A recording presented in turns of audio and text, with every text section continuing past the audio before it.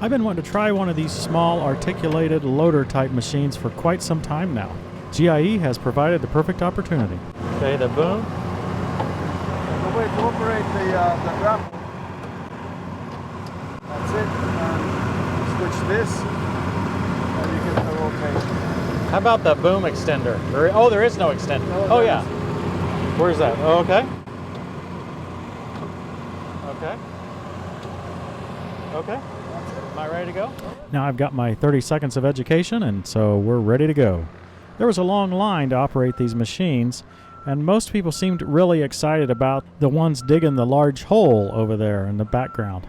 This one became available, and no one else seemed interested in trying it. And since Christy was right outside the fence with the camera, I thought, well, that's a good one for us to play with. And then as I began to think about it further, I realized it was probably the best one on the lot for us to play with, at least for the testing that I have in mind. The folks at Bobcat had pointed out that their machine has a different lift capacity when it's headed straight than it does when it's turned at its fully articulated position. Presumably, the machine is less stable when it's fully articulated. So I intentionally grabbed this log as close to the end as I could. Now I'm going to extend the boom and lift it as high as I can. Now I can tell you, before I even got it raised up, that I could feel the nervousness from the management team there watching me. Because of that, and because I didn't know the machine very well, I abandoned my plan to drive around the lot with it raised all the way up like that. And yes, if you haven't operated a machine before or learned some of the basic rules, you do need to carry your load low. Raising it high like this greatly increases the instability. I'm just trying to feel how it feels from a weight standpoint when it's way up high like that. Hard for me to estimate the weight of that log, but probably in the 600-pound range.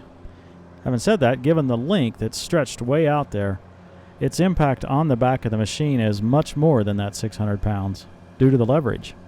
I thought the machine handled it well. I really didn't have any issues. I tried backing up. As you'll see, I tried jerking it a little bit just to see if the back end was really light. I was impressed. With the articulation, I could swing that log 10 or 15 feet from side to side. I suspect my handler was just told not to let me lift it so high. But hey, that's what I wanted to do. The articulation provides a lot of flexibility, and with the extended boom way out there, it's even more pronounced. I wonder if I can turn this log. So now I decided to focus on the hydraulics a little bit. How do they function? Are they strong enough, smooth enough, fast enough, etc.? Notice that we've got a lot of different functions going on here.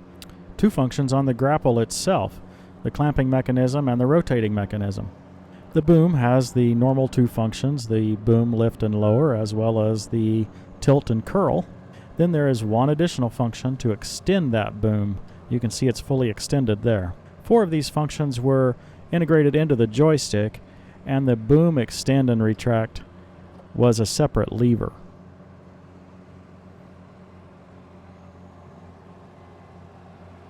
With the boom extended all the way like that, I found the lift and lower to be incredibly sensitive, very responsive. It'd take me some practice to get used to it. It would also be easier if I had the boom retracted.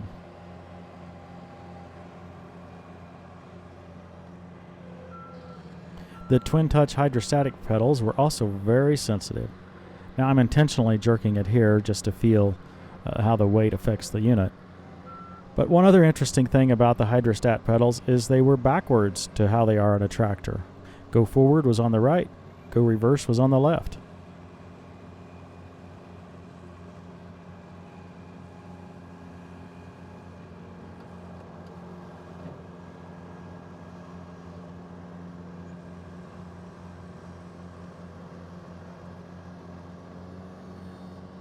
Let's see if I can make Christy move the camera back.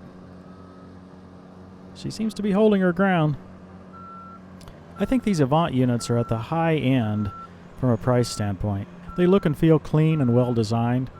They have some advanced features. One example is the single point connector. It's the Faster brand, the same one we have on Johnny 2.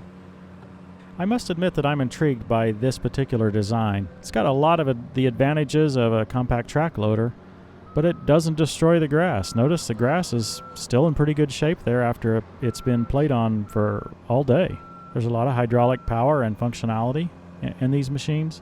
It's more maneuverable than a traditional tractor like we use. Seems like it might be a good compromise.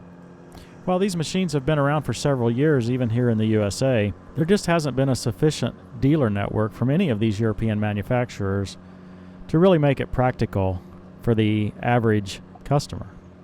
I wonder if Bobcat's entry into this market will change all of that, or will this small articulated loader remain a niche player?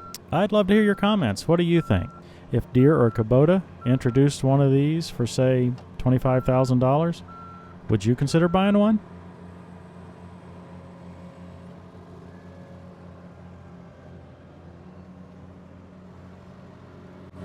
This is the tightest turning radius I can do. At this point, I was kind of running out of tests I could do, well, at least in this limited area. But I will say that it was very helpful and informative to me. I hope you're finding it helpful as well. GIE is great for this. I love having the spinner knob. Okay. I think that's about all I can think of to try with this one. Well, I guess we'll call that quits. Hey, stick around till after the Bible verse. There's another scene or two that I think you'll be interested in. Don't forget to press that subscribe button. Thanks for watching, everybody. We'll see you next time on Tractor Time with Tim.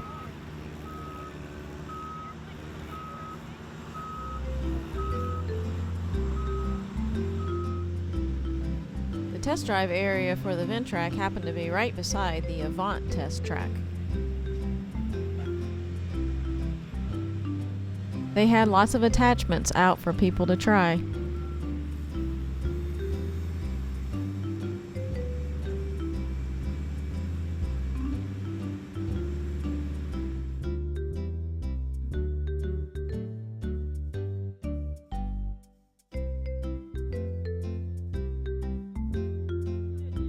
Once again, we saw people evaluating and possibly trying to copy John Deere's engineering.